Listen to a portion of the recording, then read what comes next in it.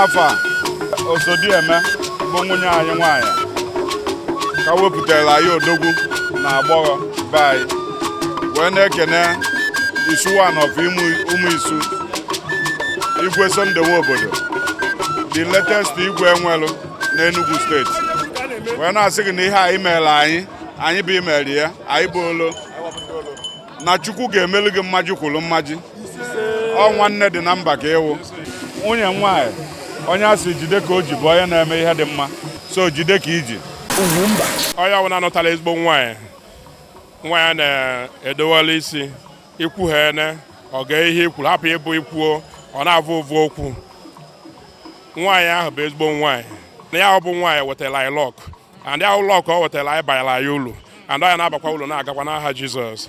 Thank you very much. Ụwa m ọzọkwa mụ na iziwe mafọ ya mgbaghachi azụ n'ụwa mafọ ya mapụta ụwa. Enugu be the best in marriage. Quote me, I'm from Anambra. Enugu is the best in marriage. I'm telling women, if Enugu man be Enugu be the best. Even in my wildest dream. I love Enugu so much. I'm not going to shake. I reserve comments. I'm overwhelmed.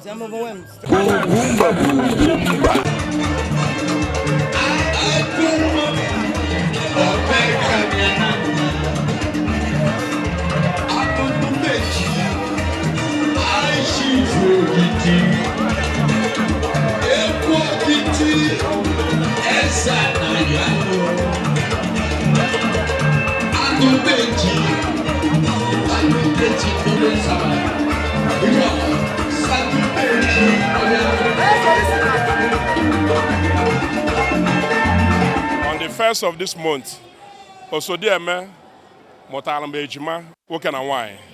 On the 1st of this month, Akane today we to insist about her birthday. And for 10 years I know that